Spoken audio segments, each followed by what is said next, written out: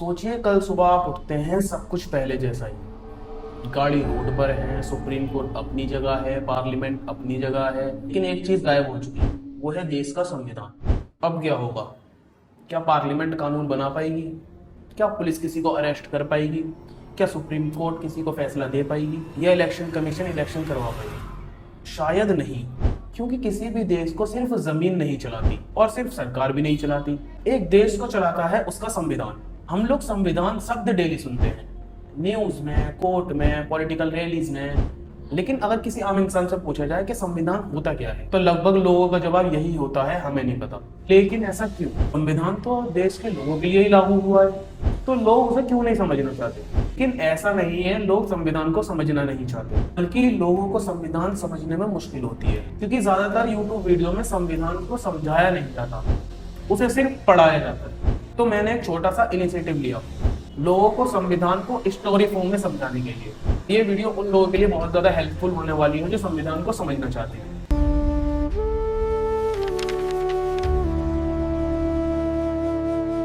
आज अगर मैं आपसे ये कहूं कि एक प्राइवेट कंपनी ने लगभग 200 साल भारत के एक बड़े हिस्से पर राज किया, तो शायद आपको यकीन ना हो। ना वो कोई देश थी, ना उसका कोई प्राइम मिनिस्टर था, और ना ही उसका कोई प्रेसिडेंट था। वो सिर्फ एक ट्रेडिंग कंपनी थी। लेकिन सवाल ये है, एक प्राइवेट कंपनी जो इंडिया में ट्रेडिंग करने आई थी, वो इंडिया की हुकूमत कैसे बन गई? और सबसे इंपॉर्टेंट, इसका इंडियन कॉन्स्टिट्यूशन से क्या कनेक्शन है? चलो मैं आपको बताता हूँ। 15th और 16th सेंचुरी में यूरोप के देशों को इंडिया के मसाले बहुत पसंद थे, जैसे ब्लैक पेपर, लौंग, इलायची, दालचीनी। ये सिर्फ खाने का स्वाद नहीं बढ़ाते थे, बल्कि यूरोप में एक लग्जरी प्रोडक्ट माने जाते थे। उस टाइम की सबसे बड़ी प्रॉब्लम इन्हें ट्रेड करना था, बिकॉज एक्सपोर्ट बहुत ज्यादा महंगा पड़ता था। बीच में बहुत सारे ट्रेडर्स होते थे, इसीलिए यूरोप कंट्रीज ने सोचा क्यों ना हम डायरेक्ट इंडिया पहुंच जाए।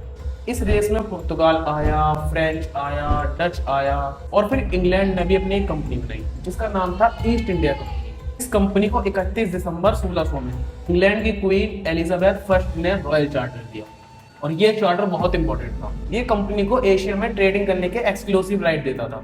ध्यान रहे, इस वक्त ईस्ट इंडिया कंपनी एक सिर्फ बिजनेस कंपनी थी, जो सिर्फ इंडिया में ट्रेडिंग और प्रॉफिट गेन करने के मकसद से आई। कंपनी के शिप्स भारत आए। उस वक्त भारत में मुगल साम्राज्य का शासन था। कंपनी ने मुगल बादशाह की इजाजत मांगी और पहली फैक्ट्री सूरत में एस्टेब्लिश करी।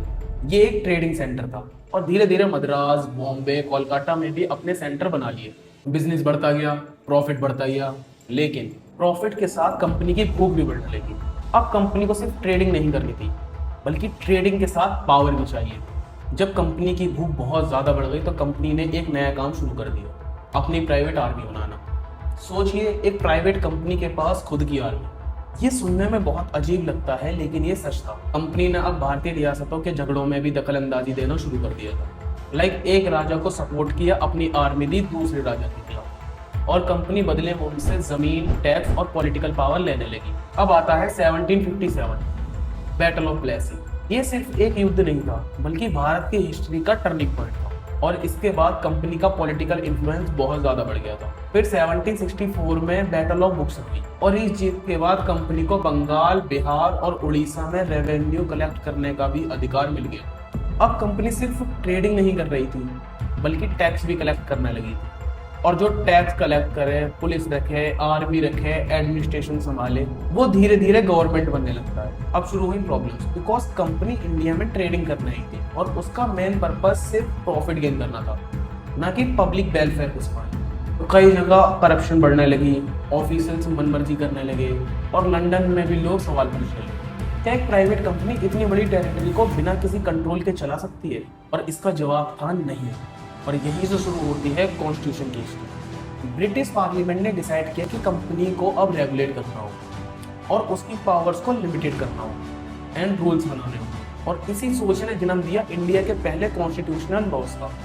अब लोग सोच रहे होंगे कि ईस्ट इंडिया कंपनी को समझाने की जरूरत है क्या? तो जवाब बिल्कुल सीधा है। अगर ईस्ट इंडिया कंपनी भारत में शासन नहीं करती, तो शायद रेगुलेटिंग एक्ट आता, और गवर्नर जनरल नहीं बन पाता, सुप्रीम कोर्ट भी नहीं बन पाता, और ब्रिटिश कॉन्स्टिट्यूशनल रिफॉर्म्स की वो चल शुरू ही नहीं। उसने आगे चलकर इंडियन कॉन्स्टिट्यूशन की फाउंडेशन तैयार की। यानी इंडियन कॉन्स्टिट्यूशन की कहानी दिल्ली से नहीं, बल्कि लंदन की पार्लियामेंट और ईस्ट इंडिया कंपनी के कॉन्फ्लिक्ट से हुई। तो हम इस एपिसोड के लास्ट में आ गए और आज हमने एपिसोड में देखा कैसे एक प्राइवेट कंपनी ट्रेडिंग से एक रूलिंग कंपनी में, और जब उसकी पावर हद से ज़्यादा बढ़ गई तब ब्रिटिश पार्लियामेंट को उस पर पहली बार कानूनी कंट्रोल लगाना पड़ा। इस एपिसोड को अब हम यहीं खत्म करते हैं और अगले एपिसोड में हम जानेंगे पहले कानून के बारे में जिसने पहली बार ईस्ट इंडिया कंपनी की अनलिमिटेड पावर पर लगाम लगाई।